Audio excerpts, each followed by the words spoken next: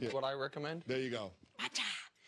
Thursday Night Football, NFC East showdown. Washington taking on Dallas. Both teams sitting quite uncomfortably at 5-6. Dallas has lost 3 straight since Zeke got suspended, scoring less than 10 points in each game. And Dak has been a big part of the problem. He has no touchdowns, 5 interceptions during the skid.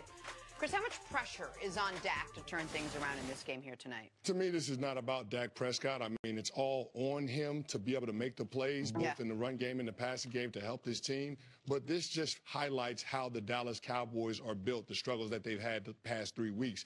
It's all about this team being able to get a lead, maintain a lead, and extend the lead. It's not built to play from behind. They're not personnel to be able to come from behind, particularly in the second half. That's why you have this big offensive line. They're physical up front. They're the hammer for that run game to be able to sustain drives, being able to get first downs on the ground. These past 3 games without Ezekiel Elliott, only averaging 6 first downs by running the football.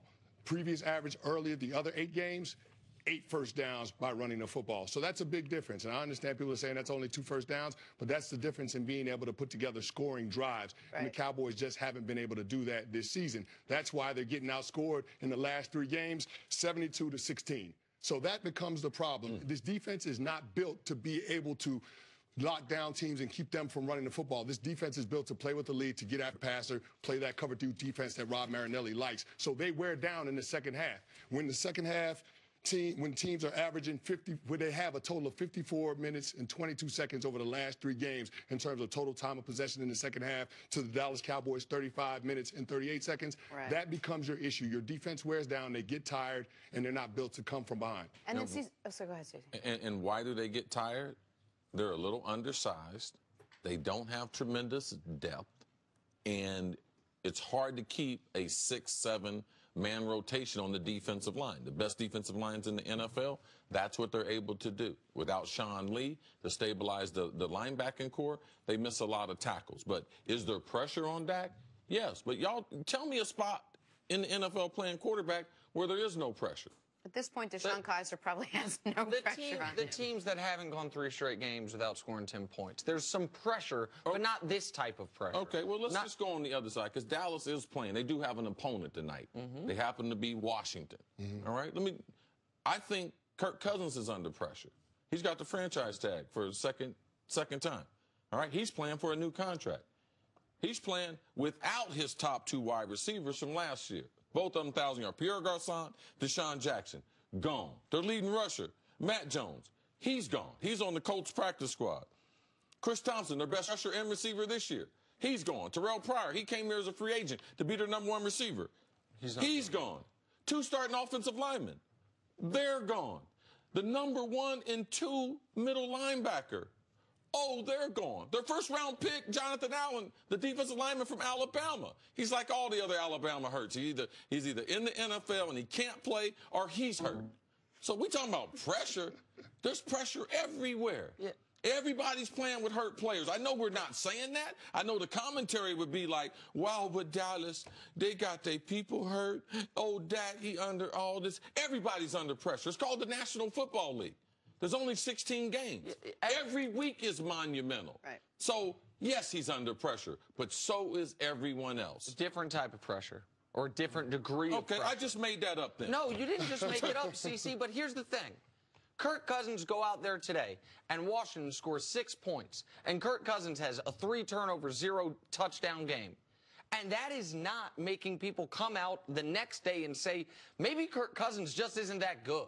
Maybe Kirk Cousins doesn't deserve the $100 million he's about to get. Is Dak playing for a contract? What? No, but he's playing for something. Go ahead. What? You're going to try to tell me he's playing for something I don't know? No. Because there's pressure on everyone. And for us to try to say Dak is under more pressure than other people, that's false. I don't believe that. Okay.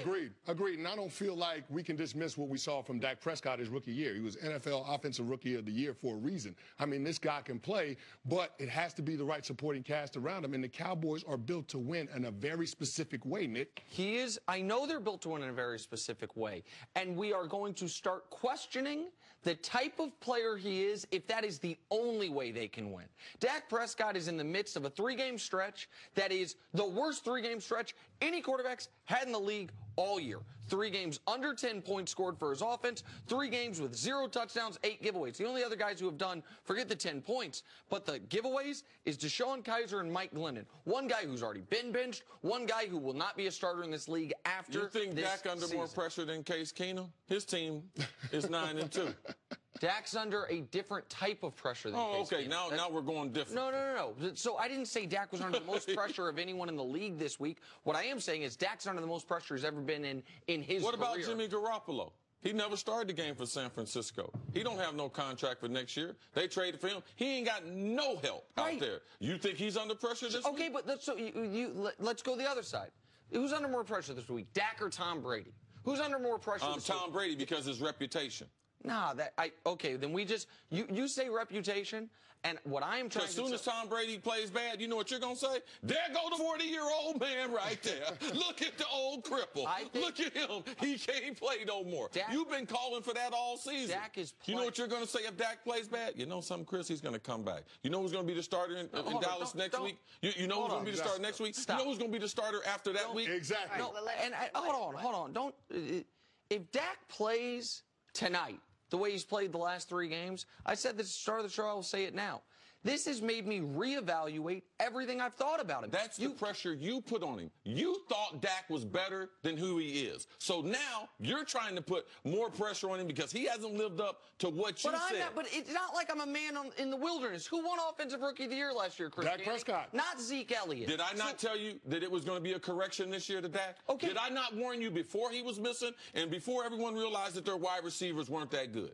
CC, just because you might have called this one doesn't mean that the conventional wisdom might have been wrong, but the conventional wisdom was where I was, that this is an elite player, that this is the best quarterback in the NFC East. Going into this year, that's what everybody thought, the best quarterback in his division. Nobody thought Carson Wentz was better than him going into this year. Now it's unanimous that Carson Wentz is better than him. But no one, here's the thing, with Dak Prescott, he still may well be a very elite quarterback. He might be amongst the greatest when it's all said and done, but he hasn't evolved to that point yet. I'm not going to forget what I saw last year when he won NFL Offensive Rookie of the Year, but this year I think he's being exposed in terms of where he's at and what stage of development he's in. So when you take away that home run threat in the backfield and Ezekiel Elliott, when you're not able to get those first downs and stay on schedule with your run game, your offense is going to struggle. He hasn't gotten to the point where he can drop back in passing, diagnose defenses the way that Tom Brady and some of the elite quarterbacks can do today. He's not there yet. Guess what? Every team in the league, except for Dallas, plays without Ezekiel Elliott. No team in the league has been as bad offensively at any point this season than Dallas last 3 weeks. That's about their quarterback, and tonight's a chance to correct it for him. But if he doesn't, people are going to be evolving on their opinions. No, your opinion is going to have to evolve. Okay. Well, they married to Dak Prescott. Speak for yourself. Don't we have a show? We do. And they called that? We do. Speak for yourself. You already tried to put me on Colin's show. Now you're trying to put me on Whitlock's show. I see what you're doing, CC. Chris, there are very few NFL segments that I don't try to interject, but sometimes it's fun to watch the 3 of you guys go around. Yeah, sit back with your popcorn, right? There was pressure on me to jump in, but, not that kind of pressure. Yeah. That kind of pressure. Chris, thanks so much for joining us. Coming up, Kyrie Irving already shoes on the desk? right to leave LeBron. Wow, That's you pulled them out. I'm going to put shoes on the desk now. What is happening here? I mean, I didn't know we was doing that today.